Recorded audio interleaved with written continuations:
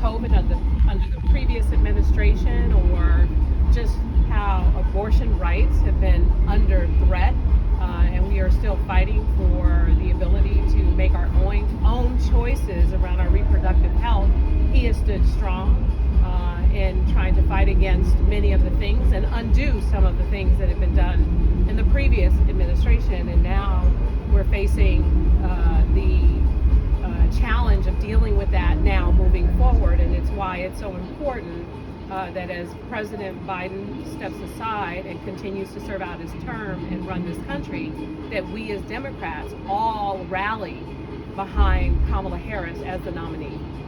What went through your head when you heard the news this morning? Well, what went through my head was just a lot of respect and appreciation for President Biden, because time and time again he has put this country first, and he has, basically put himself in a situation that he didn't necessarily choose, but did because he knew how important it is. So that was the first thing that went into my head, and just how grateful I am for his service. And then the other thing that went through my head is we have an opportunity. We have an opportunity to ensure that we rally around someone who has been working hard, standing by President Biden, is someone from San Francisco, has a track record of being a fierce prosecutor and of leading the district attorney's office, leading the attorney general's office of the state of California, and doing some remarkable things as senator. We have an opportunity to make the best person, the most qualified person, and the person with the highest name recognition the next president of the United States. And I think we have to come together as Democrats. Clearly, what we saw last week at the Republican National Convention, the Republicans fought it out. They criticized one another, and then you would think that never happened after what you saw at the Republican National Convention. They are excited, they are united, and we should be very afraid about what that means for LGBTQ rights, what that means for women's rights, what that means for all the things that we as Democrats and we as San Franciscans hold dear. We cannot mess around with this opportunity. There is so much at stake, and all I can think is, I wish I could travel to battleground states and just go across the country and help elect Kamala Harris and whoever the vice presidential nominee will be, so that we can continue to move our country and especially our city here locally in the right direction. Do you think it was the right decision for him to drop out of the race? I think it was the right decision for him, and I think also it's very helpful for our country, so it's not a distraction. How do you see Kamala Harris matching up against former President Trump in this race? Well, I gotta say, I'm looking forward to it. We're talking about a convicted felon against a prosecutor. And we're talking about someone who has consistently lied in every debate, lied in any speech he's given, and someone who really supports and uses facts in order to go after people.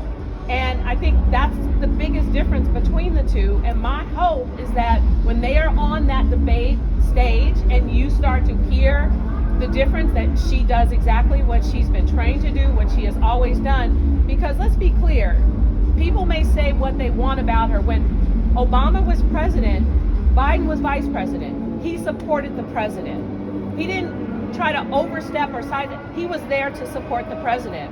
So when Joe Biden became president, Kamala Harris was the vice president. She followed the lead and supported the president in every single way. And now, as the person who we want to lead this party, she will be able to make her own decisions and to lead in the way that she wants to. And we all have to get behind her in that. We will definitely, I believe, see a huge difference in her leadership style. She was the support of Biden, now she's the leader of the country, and that is what we want to make sure that comes out throughout this election, because there is so much at stake and we cannot go backwards. President Biden. How do you feel about the potential of the first? Let me get to it. President Biden chose Kamala Harris as his vice president and touted that decision in his tweet earlier today. What kind of leader, how would you describe Harris's leadership style, and what lessons does it have for other leaders? Well, I would say from working with her personally, my experience with Kamala Harris is that she is a decisive, compassionate, and very, very, very thorough leader. And when I say thorough, all the details matter. And everything that she does, everything that she moves forward, anything that we worked on, I remember working with her on challenges related to elder abuse and how she read through many of the complaints and knew all of those stories personally and wanted to make sure that whatever legislation we put forward had the specific details to ensure that there were no loopholes, so that when she prosecuted those cases, there was no chance of criminals getting away with anything when it came to elder abuse. So I see her as being that kind of strong, ethical leader of integrity, which is desperately what we need in light of what we're starting to see come out of the Republican Party. Mayor, she was here last month in the Bay Area in Oakland, and the donors were really happy, you know, at the fundraiser. And we talked to them, and they were like, the Vice President is very strong. Yes. Do you feel that she's got a good Bay Area base, a good California base, and a good base outside of California? So I would say that, you know, here in California, there's definitely a very strong base of support. And this is where, you know, all Democrats from all over the country come to raise money. So this is where a lot of the financial resources are going to come from. This is where a lot of the votes are going to come from.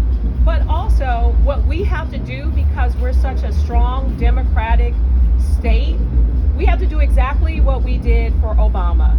When we traveled, I personally traveled to Ohio and campaigned in battleground. We won Ohio.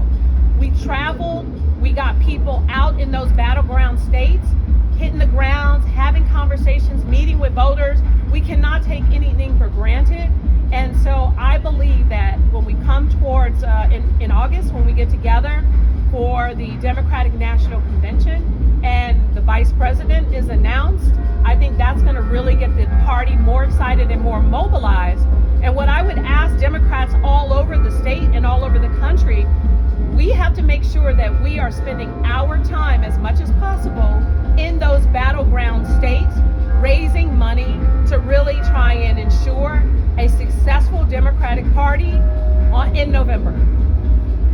Kamala Harris might be the first Black female of Asian descent president of the United States. How does that make you feel? Well, I gotta say, it makes me feel great. And I'm excited about that. But I'm also very concerned about, you know, what it means if she doesn't win. Because I think people need to really understand what's at stake, and we have an obligation to get that word out. I mean, we lived through a Donald Trump administration. We lived through a time where this guy was putting kids in cages and didn't have a care in the world. We are living through a time where reproductive freedoms of women have been taken away, and people are traveling over state borders in order to get abortions because, you know what, it's none of our business and they should have a right to choose.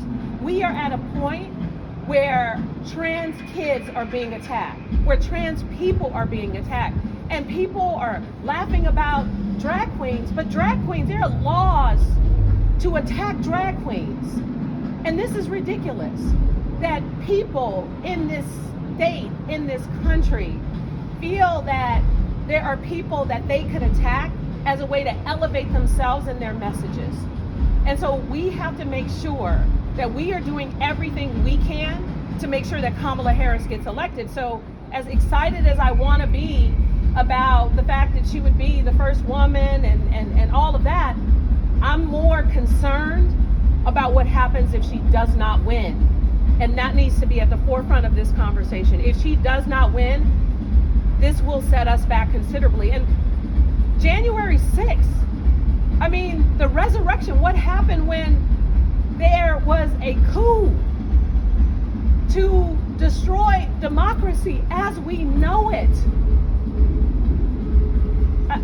If that doesn't get people concerned and willing to fight for this, I don't know what will, because we are at a really make sure that as much as we want to celebrate, the time for celebration is not now. The time for us to roll up our sleeves to get the job done is what we need to do. We can celebrate after the election, but right now, this is about business, and we got to get the business done. What do you think Democrats need to be focused on between now and the next convention? What would you say to you? Yeah, I would say that Democrats need to be focused on uniting. Democrats need to be focused on making sure that we are all on the same page. I don't care how we personally feel or what we believe. No, we need to be on the same page, strongly united, just like the Republicans are. We need to give money in large numbers, give $5, give $20, give whatever it takes to help support the Democratic ticket. And again, we need to travel to battleground states, and we need to campaign on the ground in those locations in order to help turn things around, because it's been really challenging. And the final thing is we need to get people excited about voting, especially young people. We need to motivate young people to vote. We need to get them out to the polls, and we need to make sure that we're able to get the job done, because it's not just about, us and what we're dealing with now, but what happens to the next generation. What message do we send to the next generation if we allow Trump to win this race? That is what we should be concerned about, and that's why we all should be doing our part. Is there any candidate who can stand alongside Kamala Harris?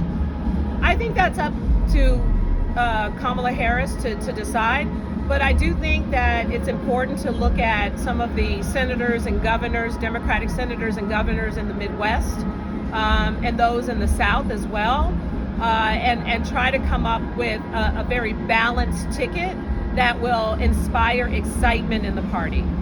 Do you plan on campaigning on her behalf? I am going to do I have my own campaign here as mayor, and in everything that I do. Look, this is one of the reasons why I had hoped that we could have gotten this campaign over with last year, because as a Democrat, there is nothing more important to me than fighting for Democrats around this country, and I've always done it. I've always not only traveled, used my miles for other people to travel, got other folks to donate miles to let people travel who wanted to work in battleground states. I mean, this is where it all matters. This is where we put everything on the line, and nothing is more important to me than doing that. So I'm going to be running my race, of course, here in San Francisco. I'm going to be running the city for sure. But already today, I've been fielding calls, talking to people. I made a donation to the campaign. I'm committed to making donation every month, and I'm pushing people to make donations and for people to consider traveling to battleground states. I've already talked to mayors from around the country, big city mayors, African American mayors.